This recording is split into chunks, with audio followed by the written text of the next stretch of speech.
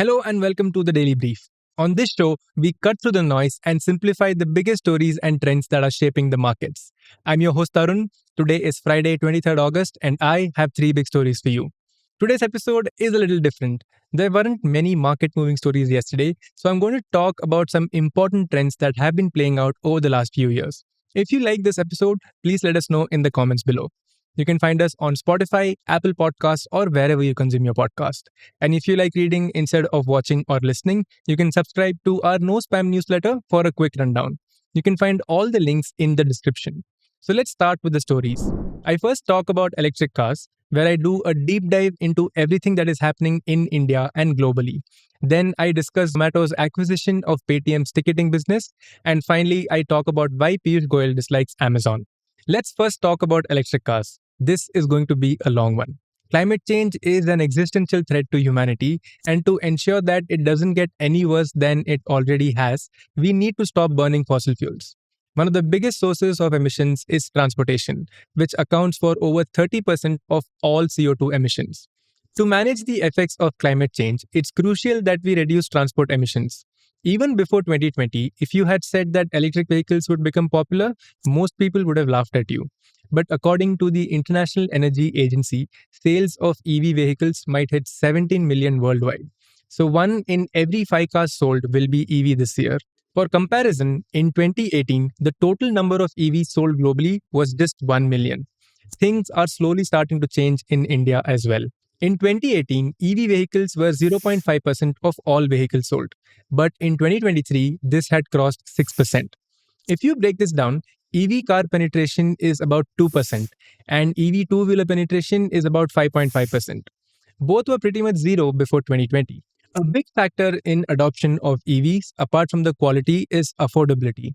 And to make EVs affordable, governments around the world have introduced subsidy schemes. To promote EVs, the government introduced an incentive scheme in 2015 called Faster Adoption and Manufacturing of Electric and Hybrid Vehicles, or FAME, with a modest budget of 529 crores. Then in 2019 came FAME 2, with a much larger budget of 10,000 crores. Along with EV and hybrid vehicle adoption, the scheme also focused on expanding public transportation and building charging infrastructure. The eligibility requirement for auto manufacturers was that 50% of manufacturing had to be localized, meaning that the parts used in the vehicles needed to be sourced domestically. This was to boost India's manufacturing capabilities and reduce imports, especially from China. But things didn't go as planned. The rules around using locally made parts were confusing, and some companies took advantages of the system and misused the funds. Instead of speeding up India's EV industry, FAME 2 inadvertently slowed it down temporarily, leading to the eventual halt of the subsidy program due to rampant misuse by automakers. However, the story doesn't end there. In 2024, to keep the momentum going, the Indian government introduced the EMPS, short for Electric Mobility Promotion Scheme. Starting on April 1, 2024, with an initial budget of 500 crores, later increased to 778 crores, EMPS was designed to continue supporting EV sales after the FAME scheme was discontinued. Initially set to run until July, it has now been extended to September 2024. The question is, have subsidies helped push EV adoption in India, and will the reduction in subsidies hurt? Arguably, both the FAME schemes have been instrumental in pushing EV adoption in India. Thanks to FAME subsidies, India is the world's second largest market for electric two-wheelers and the largest market for three-wheelers. But we did some research looking at other countries that have had high EV adoption to understand more. And this is what we found. First, in 2023, 95% of all EV cars were sold in China, Europe, and the United States. The rest of the world put together was just 5%. So the rest of the world has a lot of catching up to do, but with severely limited resources. Second, China is the biggest EV manufacturer and seller in the world. In fact, 60% of all EVs sold in 2023 was sold in China. Behind this success is a multi-dimensional approach to encourage EV adoption.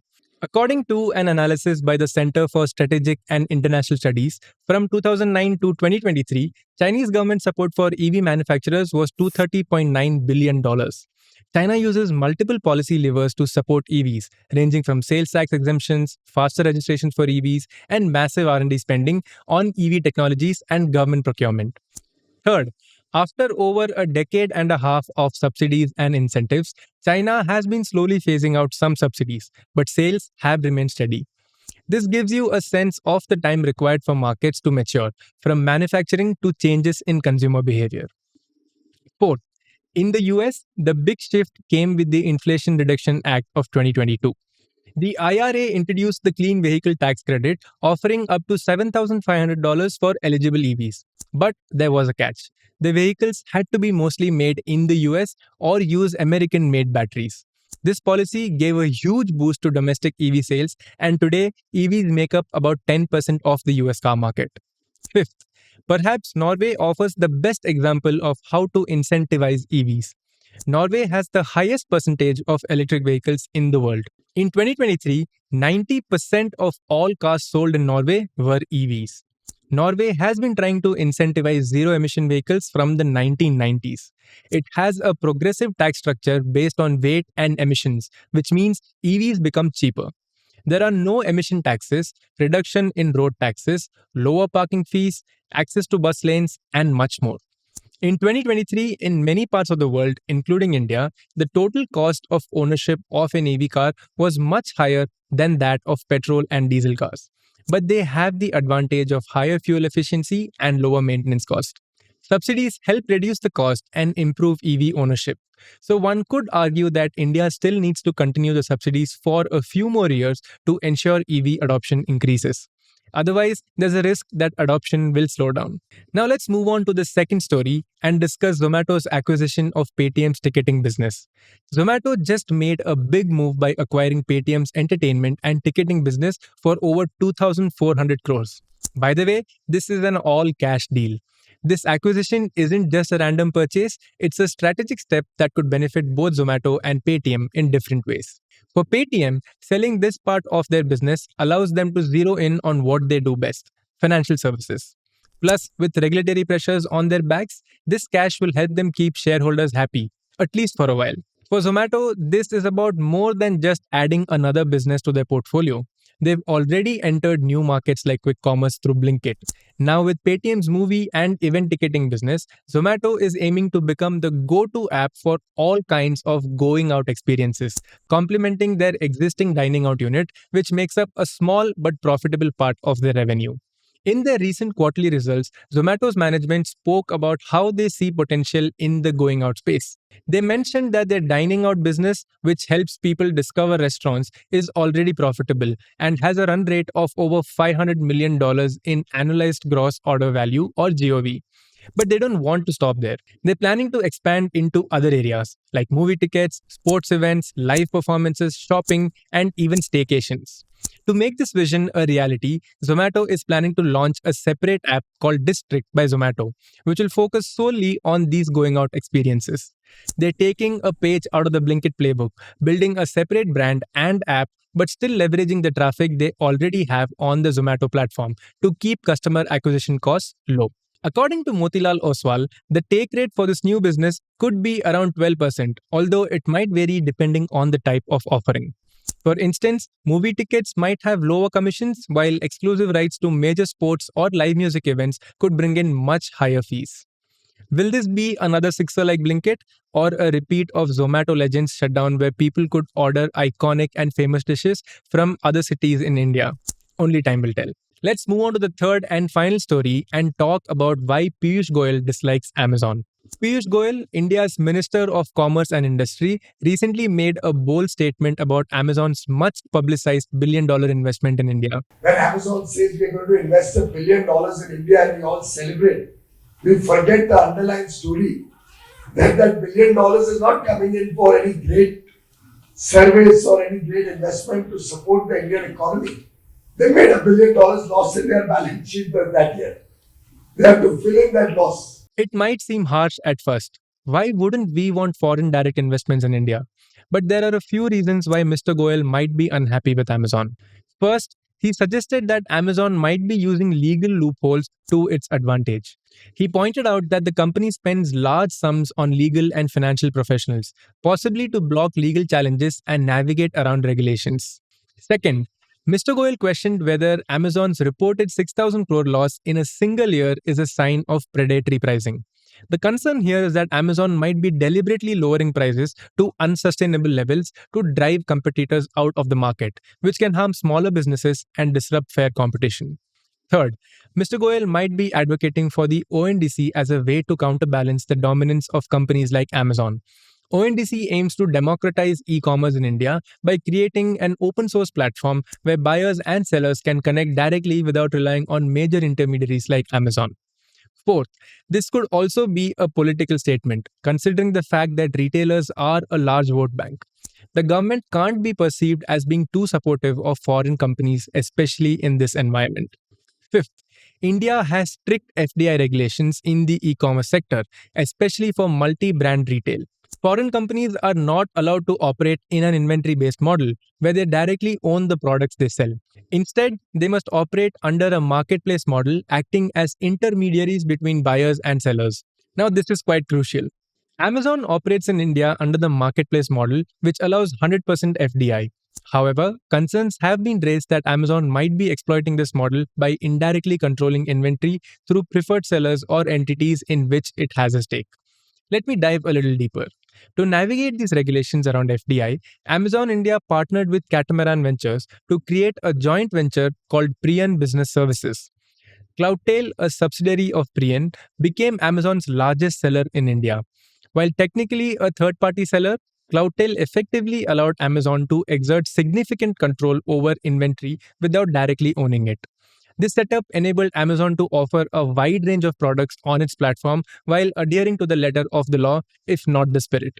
When Cloudtail's dominance on Amazon India grew, it attracted significant scrutiny from India's competition regulators and smaller retailers. Complaints were raised about anti competitive practices, such as deep discounting and favoritism towards Cloudtail, which hurt smaller independent sellers. In response, the Indian government tightened regulations in 2018 and 2020, making it harder for companies like Amazon to operate under the same model.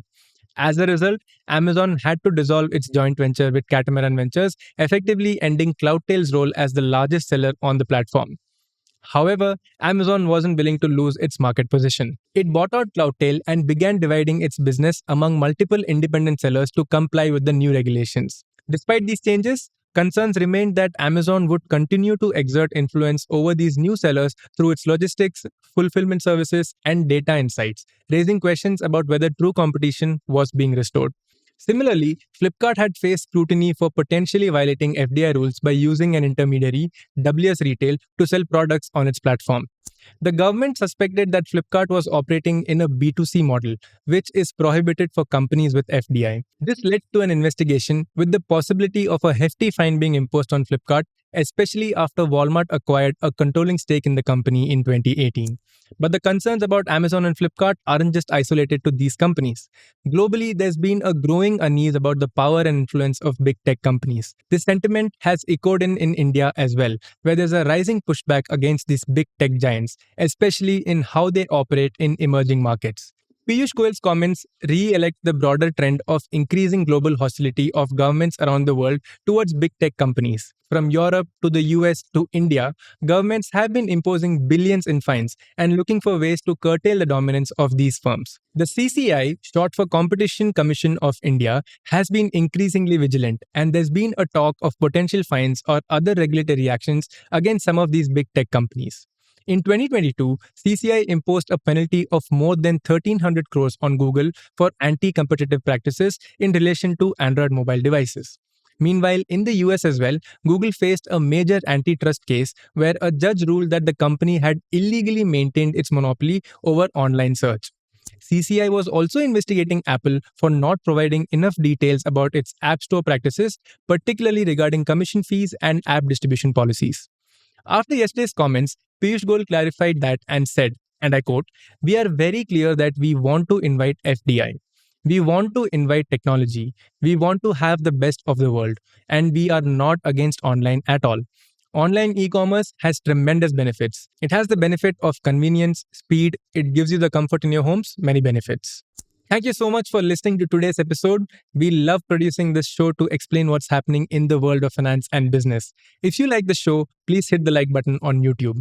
If you are listening to this on Spotify or Apple Podcasts, please leave a rating. Also, we don't mind if you share this with your friends. That's it for today's episode. We'll see you in the next one.